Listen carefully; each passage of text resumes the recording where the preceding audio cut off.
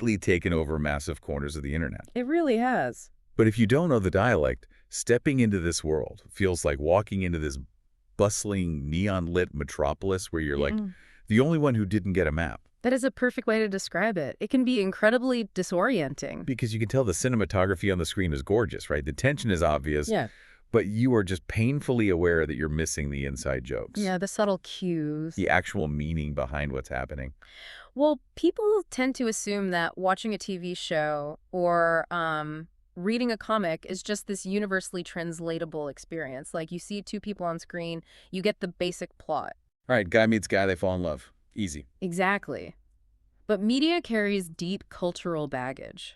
When a fandom spans across multiple continents like this one does, it naturally develops a highly specific vocabulary. And if you don't know it, you're just skimming the surface. You really are. Which is exactly why we are dedicating today's deep dive to cracking this code. We're exploring the global lexicon of boys' love culture. Or, as it's widely known, BAL. It's a huge topic. It is. And the goal today isn't just to hand you a list of vocabulary words to memorize.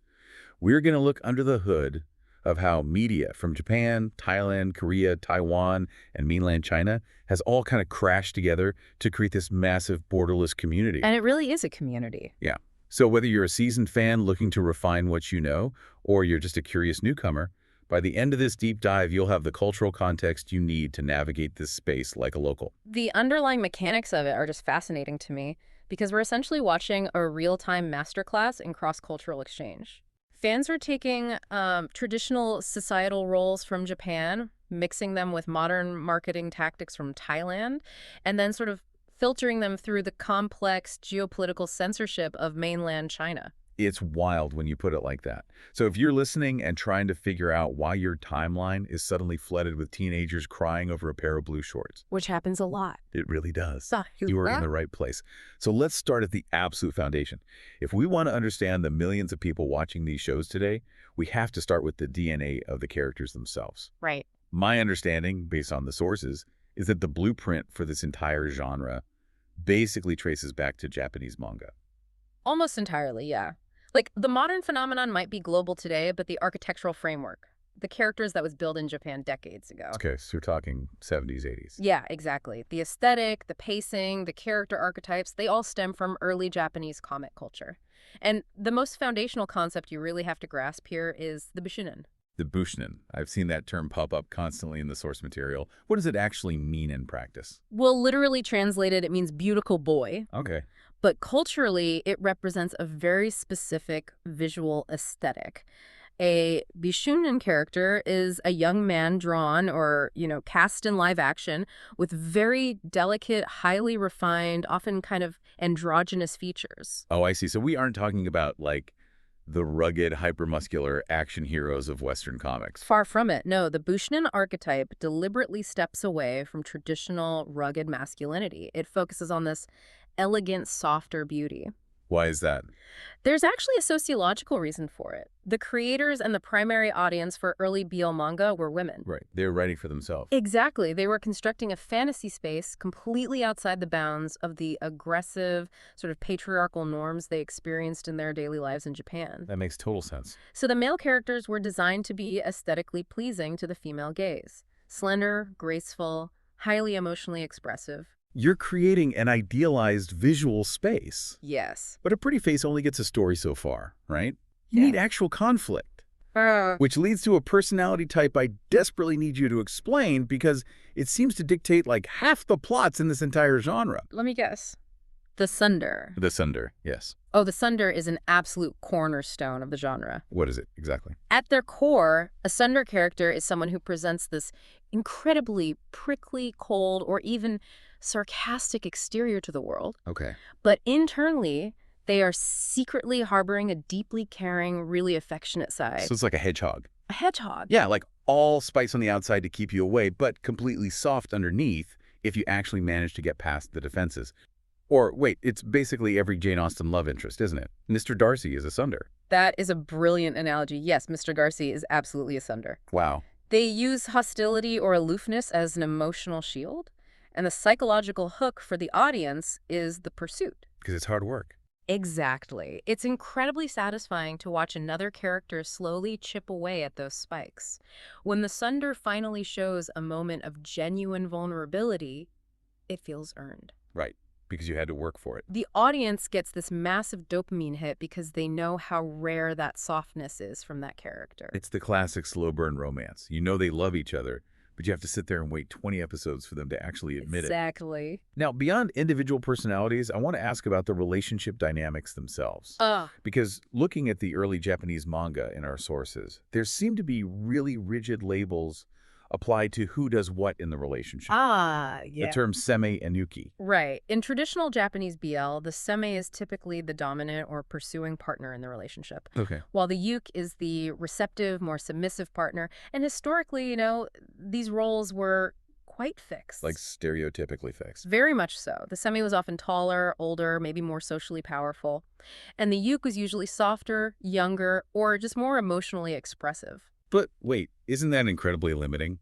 I mean, if the genre was originally created by women to escape traditional patriarchal norms, why just recreate those exact same rigid power dynamics between two men?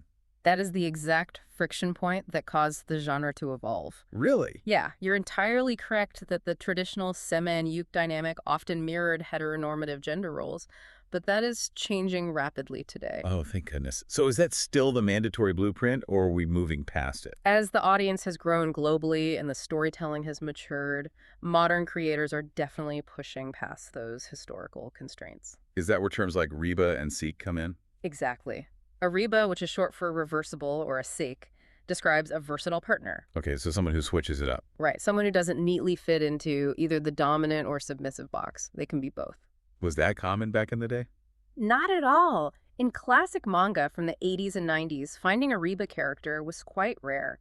The industry really liked its clear-cut labels. But in real-world relationships, versatility and shifting power dynamics are completely normal. So modern stories are just reflecting that realism. So the old terminology is almost like a historical artifact at this point. Pretty much. Fans might still use seme or uke to quickly describe a character's general energy or vibe, but the actual storytelling has evolved to be much more fluid. That's fascinating. And I saw another classic trope in the sources that seems to have a lot of history. The nunk. Oh, the nant, yes. So a nunk is a character who begins the story firmly identifying as a straight man, but then slowly falls in love with another man. Right. The crucial thing to understand about the nonk is why it works so well as a narrative device. Why is that? It's an awakening storyline. It isolates the romance. It makes the audience feel like the connection between these two specific characters is so powerful, so inevitable, that it transcends the character's previously established identity. Like, I wasn't looking for this, but it's you. Exactly. It's a very compelling fantasy trope, though it is important to view it as a fictional storytelling device, right? Rather than some sort of documentary on human sexuality. Right, totally. Now, we also see the inherent societal hierarchy of Japan baked into the stories too, don't we? Like the senpai-kohai relationship. Oh, it's everywhere. A senpai is a senior student or a mentor, and the kohai is the junior. And that adds drama. Immense drama. Because Japanese society places such a high value on respect for seniority, this dynamic naturally builds tension. The kohai is obligated to respect the senpai, which makes a forbidden or secret romance between them incredibly charged. There's built-in conflict before they even speak. Exactly. Okay, so these highly structured Japanese character tropes really are the architectural blueprint. But as these stories crossed borders and became live-action TV shows in Thailand, Korea, and Taiwan, the audience had to figure out how to talk to each other about what they were watching. Right. Which brings us to the ecosystem of the fans themselves. And to understand the fans, you first really have to know what they call themselves. Which is? Well, the historical term for a female fan of this genre is fujoshi. Fujoshi, which translates to something kind of brutal, doesn't it? Like rotten girl. It does, yeah. It actually started out as a derogatory term in Japan, mocking women who preferred reading about fictional male romances instead of pursuing real-world marriages. Oh, wow, that's harsh. It was. But the community reclaimed it. They essentially said, fine, if we're rotten, we'll wear it as a badge of honor. I love that. Yeah. So today, fujoshi is used with this humorous self-deprecation. And there is a male equivalent too, the fudanshi, who share the exact same passion for the genre. And the lifeblood of any fujoshi or fudanshi is the ship. Oh, absolutely. Short for relationship. This seems to be the engine that drives the entire global community, from what I read. This ship is everything. Fandoms don't just passively watch a romance, they advocate for it. Right. You have your main couple, the MC, whose faces are, on the poster. But then you have the side couples. And the side couple sometimes steal the show. Oh, constantly. In a lot of these sprawling dramas, a side couple might only get 5 minutes of screen time an episode, but their chemistry is so electric that the fandom just hyper-fixates on them. I've actually seen side couples eventually get their own spin-off shows just because the fans demanded it so loudly. It happens a lot in the Thai industry, especially. And the ultimate goal, of course, is the OTP, the one true pairing. It's your absolute favorite duo. But what blows my mind is the linguistic commitment to the maritime theme with this. The nautical terminology is incredibly complex and deeply entrenched. It's a full-on maritime operation. Right. Like when a pairing becomes officially canon in the script, or if the actors start officially dating in real life, the fans declare that the ship has sailed. Right. And if things are up in the air, maybe the show ended, but there are whispers of a movie, the ship is in harbor. If a couple breaks up, or the actors have a massive falling out and refuse to work together again, it's a sunken ship. You literally abandon... You jump overboard. But the absolute wildest concept to me out of all of this is the ghost ship. Can you explain the psychology behind a ghost ship? A ghost ship is basically a romantic pairing that defies reality. Okay. The characters might belong to completely different television shows, they might belong to different production companies, or even entirely different countries. Wait, really? Yeah. The fans know it is logically impossible for these two characters to ever meet. So it would be like looking at Batman and deciding he is meant to be with Leslie Knope from Parks and Recreation. Yes. It's totally impossible, the universes don't mix, the tonal shift is absurd, but it's just fun to imagine. Exactly. And fans will write hundreds of pages of fiction and create massive amounts of art for that exact impossible scenario. They build the ghost ship themselves out of thin air. That is so creative. It is, but while ghost ships are harmless fun, things get much more complicated when the fandom interacts with the real-world actors. We really need to look at the difference between skinship and fan service. Okay, let's define the baseline first.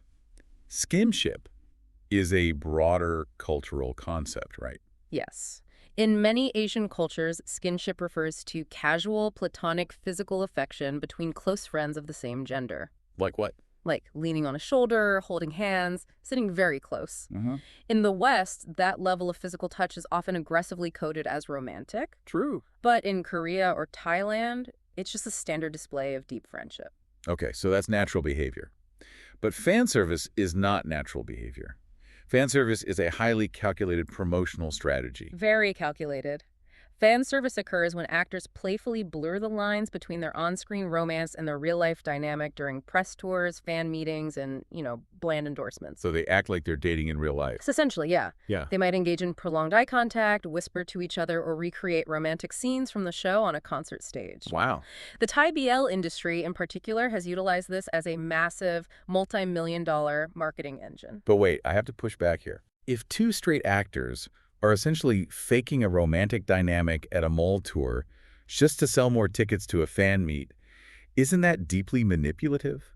I mean, you're playing with the emotions of a highly invested audience for profit. That is a very valid critique, and honestly, it's a subject of intense debate within the community itself, but the reality is much more nuanced than simple manipulation. Really? How so? Because it's actually a symbiotic performance. The Yeah. fans aren't naive, they understand the industry mechanics perfectly well. So they know it's fake. They know it's work. The intense fan service actually forces the audience to become highly media literate critical thinkers.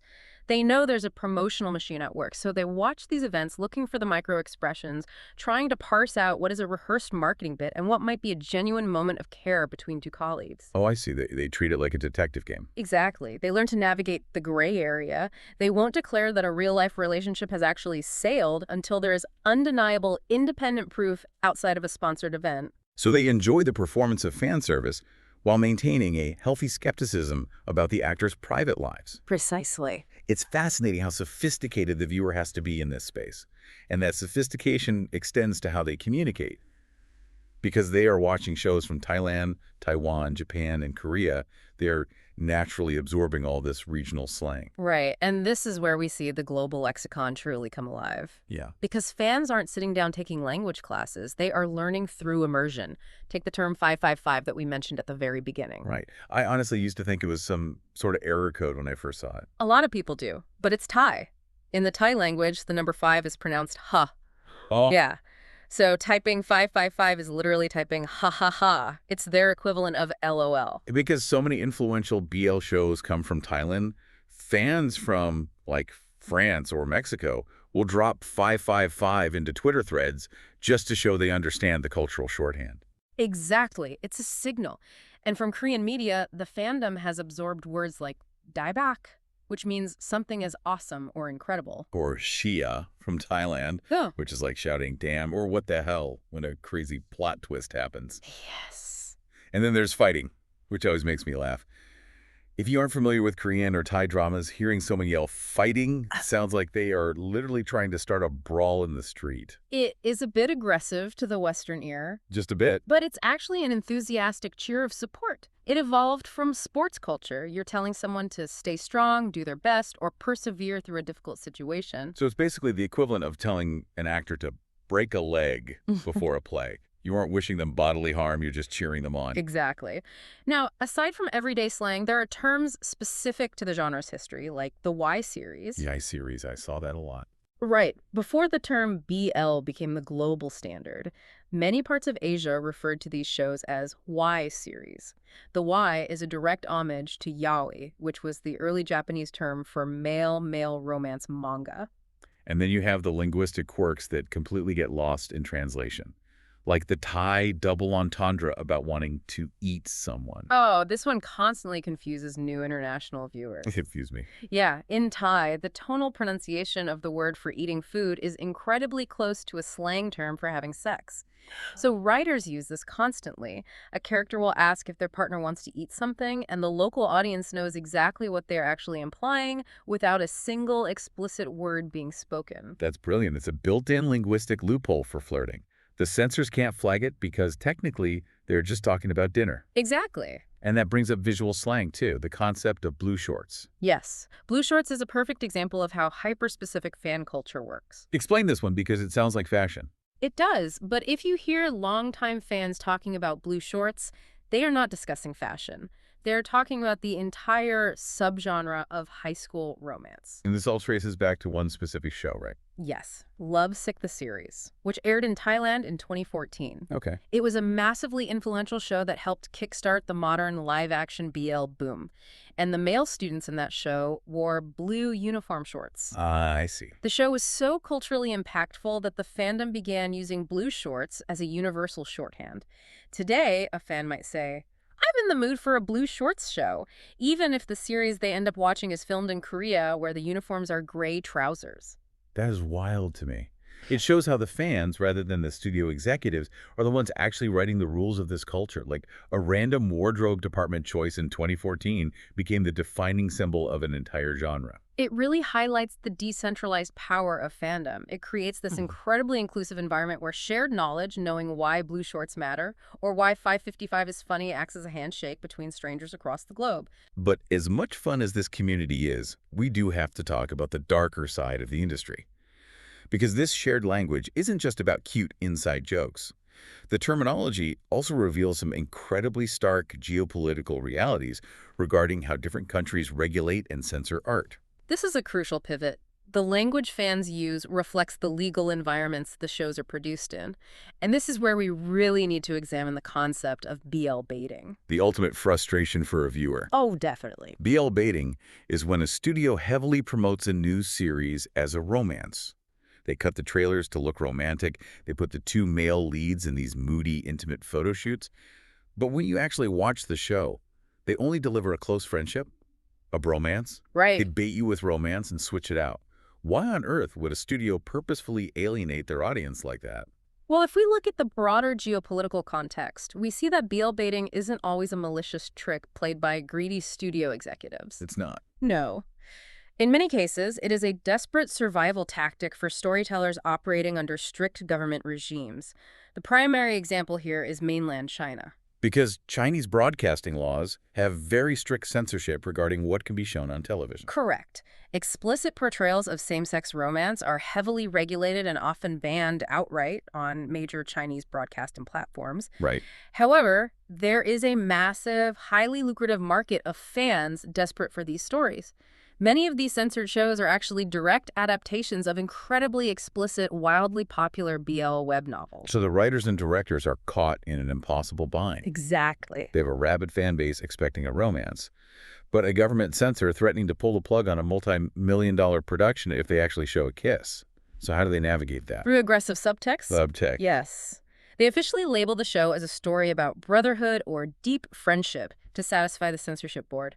But visually, they smuggle the romance in. They use lingering eye contact. They have the characters share symbolic objects. They write dialogue about soulmates and eternal loyalty that technically passes the censors but screams romance to the audience. Okay, so knowing that changes the entire viewing experience. It completely reframes it. Yeah, if I'm watching a Chinese drama and I feel like I'm being baited, I shouldn't be mad at the director. I should realize they are playing this high-stakes game of chess with the government. Precisely. And fans approach these censored shows like interactive puzzles. Oh, I love that. Yeah, they know the source material, so they watch the actors' micro-expressions to see just how much of the original romance they managed to sneak onto the screen. And the contrast becomes incredibly stark when you look at a place like Taiwan. Taiwan serves as the perfect foil to mainland China in this space. Because they have totally different laws. Right. Taiwan was the first place in Asia to legalize same-sex marriage. They have a very progressive, open environment for media. So no need for baiting. None at all. Taiwanese BL series are celebrated for being incredibly open, explicit, and romantically direct. There is no need for subtext or baiting because the state isn't threatening to shut them down. It's fascinating. The vocabulary term, BL baiting, isn't just a fandom complaint. It's a literal lens through which you can view the entire political landscape of East Asian media. It really is. So let's take a step back and look at the journey we've been on today. We started by exploring the Japanese roots, figuring out why we are all psychologically addicted to the prickly tsundere who finally lets their guard down. Always a satisfying watch. Always. We looked at how the rigid seme and uke roles of the past have evolved into the realistic versatility of modern storytelling. We sailed the high seas of the fandom ecosystem, navigating ghost ships and analyzing the complex marketing machine of Thai fan service. We learned that 555 is laughter and blue shorts equal high school. And finally, we realized that understanding censorship allows us to appreciate the brilliant, subversive ways creators smuggle romance across borders. And I think the essential takeaway here is that engaging with this media is not a passive activity. Not at all. You aren't just sitting back and watching a show. It is an active cross-cultural exchange. By learning this lexicon, you are participating in a vibrant, borderless community that has managed to build a unified language out of shared passion. We started this deep dive talking about the disorientation of feeling like an outsider in a neon-lit metropolis. Well, hopefully you now have the map to navigate it. I hope so. But I want to leave you with one final thought to mull over.